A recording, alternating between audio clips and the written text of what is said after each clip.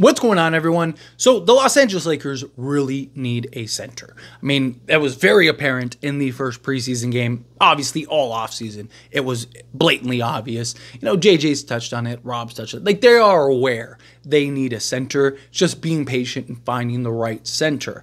But one center that has been linked to the Lakers that is actually my favorite as far as like what we could get is Walker Kessler. And the reason I like Walker Kessler so much is because of his age. I mean, he's young enough to have been drafted in this year's draft. Talk about a guy that can make an impact now, give you, nearly a double-double, if not a double-double, especially with this Lakers team. I do think he could be a 10-10 guy or 10-8 guy or something like that. Also has shown the ability to make plays, stretch the floor a little bit, but definitely something that needs to work on. He definitely needs work. He's not, a fully polished, like, that's it. Lakers are champion. Give him the championship trophy now because we got Walker Kessler. But he is a guy that can make a real impact. He's got good sizes. He is a true center. Make plays out of the post, score around the rim, stretch the floor a little bit. He would be very welcomed, very versatile, and he's young enough to have that upside and potential even post Anthony Davis, right? Like, he could be the guy that slides in as your starter in, 2-3 years whenever LeBron decides to hand it up. And then you have him and Anthony Davis, another rim protector. Walker Kessler's a guy that can defend at the rim. Now you have that. And then when Anthony Davis rides off in the sunset, you still have Walker Kessler, and you have your center spot locked up. He's also one of the few guys that I would be very comfortable giving up a first-round pick to acquire because, again, you're hoping with that first you're getting a guy like Walker Kessler. Walker Kessler has already been proven. For whatever reason, the Utah Jazz seem like they want to get rid of him, like they want to move off of him, like they don't see him as a piece of their future. You got Kyle Filipowski now. Right? Like they have several bigs that it's like, hey, let's see what we can get for some of these guys. And Walker Kessler is one of those guys that has been rumored to be on the trade market. Now, you have the New York Knicks who offered 2 firsts for Walker Kessler and were denied. And it kind of was like, well, wait a minute, what do they want? Now, not all firsts are created equal. Not all packages are created equal. Danny Ainge himself has said publicly that he believes that the Lakers picks are the best picks on the market, right? He was the guy that bailed out the Lakers in the Russell Westbrook thing. All offseason, all season, leading up to that trade, all we heard over and over and over again was that you'd have to give up 2 firsts just to unload Russell Westbrook. That's not even counting getting players back. And then Danny Ainge got us D'Angelo Russell, Jared Vanderbilt, and Malik Beasley, who that turned out to be a dud. But that trade for 1 protected first, not even like an unprotected, 1 protected first. He put his money where his mouth was, right? He said, like, hey, I believe that when LeBron James and Anthony Davis leave this roster, the Lakers are going to be terrible. And he might not be wrong, right? So if you're the Lakers, you have a guy that really values your picks, probably more than anybody else in the league, and you may be able to get a deal done. The Knicks picks, right, depends on what picks they were offering. At the time, they have now taken themselves out of the race entirely. So now you really don't have to really worry about it. They were getting rejected for 2 firsts before the cat trade and all that stuff. They're not going to be able to get it now. So question is like, okay, well, what would it take for the Lakers to go and acquire Walker Kessler? Like, what is the word as far as like assets that you have to give up? Salary wise, I mean, you could just swap a vet minimum. I mean, you could do a Cam Reddish for Jackson Hayes, right? Easy, clean swap. But per Mark Stein, so at the Stein line, Utah Jazz reportedly want 2 first-round picks for Walker Kessler before coming to terms on a blockbuster swap with Minnesota for Karl Anthony Towns. Mere days before the start of training camp, New York made multiple trade runs at Utah's Walker Kessler to fill its well-chronicled void at center. League sources say it is believed that Utah wanted at least 2 first-round picks for Kessler, and after the Knicks had exhausted much of the remaining cache of draft picks in the trade with the Brooklyn Nets for Bridges. So basically, it's saying that, yeah, they still want 2 firsts for Walker Kessler, but that the Knicks, they basically exhausted all of the picks that Utah may have potentially wanted, right? So Find that very interesting. Now, here's the question. Should the Lakers give up 2 firsts for Walker Kessler? I want Kessler bad. I mean, I want him, like I've talked about, I think Zach LaVine, as far as like upside potential trade, you don't have to give up assets, right? Like his impact, right, type of deal compared to like Jeremy Grant and all these other guys is the highest. I've also said that I think Walker Kessler is next in line. Again, not because I think the impact is so great that now the Lakers are champion, but I think it's because you don't have to trade and sell the farm in order to go get Walker Kessler. You just have to make the assets work, like the picks work.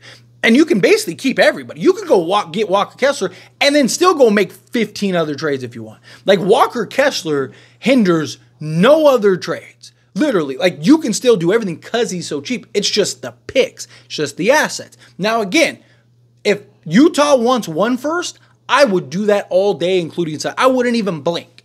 If I'm Rob Pelinka and Danny Ainge calls and goes, hey, 1 first and whatever, Max Christie, or not Max Christie, Maxwell Lewis, right? Give me that and then whatever else, right? Clear some salary, whatever, we want a first. I would even probably do a first and a pick swap. I wouldn't hate doing a first and a pick swap or a first in a couple seconds. But 2 firsts, no, you can't, right? I like Walker Kessler. I think he's a guy that, again, has a lot of upside and potential and can impact and help this roster now. But he's not a guy that I'd be comfortable as my starting center right now. Like, he's still a project. He still needs some work. He's still a guy that needs some development, right? He's a guy that I do think makes the Lakers better, but he doesn't make the Lakers so much. Like, if he was the last piece we need, if it was like, go get Walker Kessler and that's it, we're winning a championship, then yes, go do that. But it's not. You need Walker Kessler and then some, right? You need Walker Kessler and then go get a Bruce Brown and a Cam Johnson or something. And now you're talking. Now it's like, okay, the Lakers can win a championship. I've even said go get Zach LaVine and Walker Kessler and let's go win. I think that at that point you have enough because now you solved your defensive issues. You have Jerry Vanderbilt still slot in as your 3. You could have your starting 5 if you wanted to go big with Kessler, right? Like there's so many ways that you can approach that. But nonetheless, right? Like, if you can get Kessler for a first and a pick swap or a first and a couple seconds, you do that all day. Which, again, according to Mark Stein, they want 2 firsts. But how do they value the Lakers first? Because, again, Danny Ainge values the Lakers first more than any other first in the league. He believes that those are going to be the best assets on the trade front. Right? So, does he value our firsts unprotected as the equivalent to, a team like the Knicks in their first, right? Because a team like the Knicks, it's like, they're going to be good for the next probably 5 to 7 years, right? Like, we're not going to get anything out of that. Yeah, they had other teams pick stuff, but none of them were really that great, right? Like, so it's just like, if you're Utah, right, 2 firsts from the Knicks might be equivalent to an unprotected first from the Lakers, who, again, very well, when LeBron and Anthony Davis leave, could end up being terrible. Like, that's a real possibility. Like, that's not out of the realm of realism, right? So, again, like, how much does he value? Or maybe it's a pick swap, right? Or I've even said maybe work it out to where you take, like, a Colin Sexton, right? Because Colin Sexton still gives you a lot of what D'Lo gives you, but he has longer-term money. So it's like, hey, we'll do you a solid. We'll throw in D'Lo and Cam Reddish and give us Colin Sexton and give us a Walker Kessler. We'll give you a first and a pick swap. And Colin Sexton's still young, so he's a guy that could be a piece for now in the future, play on ball, play off ball, give you some athleticism out on the perimeter, which is something that you really need, still give you good volume, 3-point shooting at a good percentage, right? He's not the playmaker that D'Lo is, but he can provide other things, better rim pressure, can be a better defender when he's locked in and engaged, gives you some athleticism alongside Austin Reeves, right? Like, you can see how the pros and cons, right? I think there's an argument either way. I think, I've seen people say, like, no, like, D'Lo's better, I'd rather have D'Lo. I don't really push back on that, but it's about what can you get, and D'Lo could just leave you, and now you're stuck with nothing. At least if you get Colin Sexton, you have a guy for now and next year, and he'd be an expiring contract next year to where you can make off some other moves, or if you do an off-season trade, next off-season, pull something off. But if you have to give up 2 firsts for Walker Kessler, if you're the Lakers, you just can't do it. You can't, right? Your hope is that you remain patient.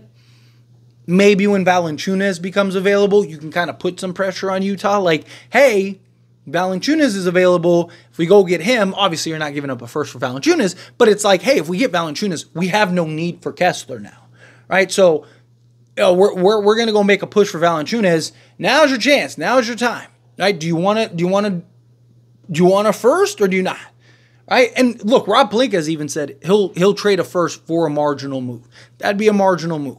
It'd be a good marginal move, in my opinion, and gives you that upside and long term. So it kind of gives you that balance, right? Instead of like just getting a piece for right now, you're also getting a piece for now and the future. So you're kind of killing 2 birds with 1 stone rather than just like, oh, we got this guy in a year or 2, he's off the roster. It's like, no, we got this guy and he's our center for the next 10 plus years. So if you can get Walker Kessler, go get Walker Kessler. But as always, this is a discussion, and I pass a question on you.